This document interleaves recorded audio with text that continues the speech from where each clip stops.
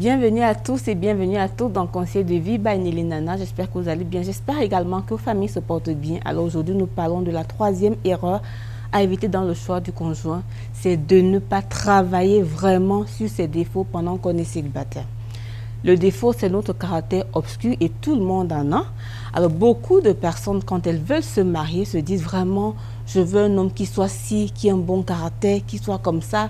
Je veux une femme qui se comporte comme ça, comme ça. Ça, c'est bien, c'est vraiment très bien.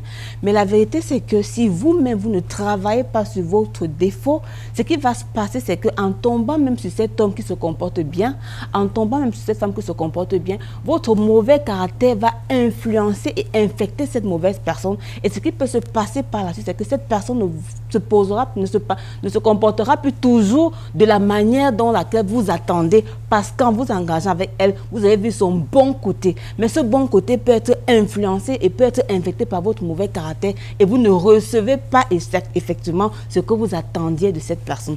Et ce qui va se passer, et ce que beaucoup de gens se disent souvent, c'est que vraiment, cette femme a changé. Quand je l'ai connue, elle était comme ça. Cet homme a changé. Quand je l'ai connue, il était comme ça. Souvent, ce n'est pas que cette personne a changé. Souvent, c'est parce que votre mauvais caractère a infecté cette personne et cette personne n'a pas pu gérer votre mauvais caractère et a décidé de prendre une autre forme dans le but de se protéger de votre mauvais caractère. Et cette personne en retour, étant infectée par votre mauvais caractère, n'a donc plus le courage de faire les choses de la bonne manière et décide aussi simplement de vous rendre la monnaie de la pièce. Alors dites-vous très bien que avant de vous marier, la personne que vous voulez épouser peut aussi avoir de mauvais caractères. Et dites-vous donc que j'ai besoin de commencer à me préparer pour être prêt à subir le mauvais caractère de l'autre, parce que tout le monde en a. Et je dois également me préparer pour améliorer mon caractère de plus en plus. Le mauvais caractère est vraiment une barrière pour l'épanouissement du couple.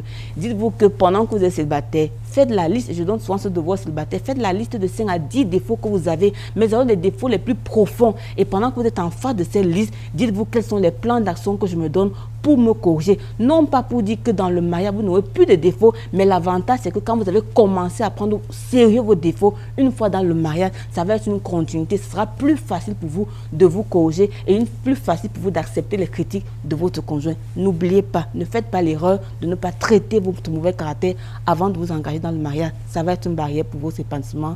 À très bientôt.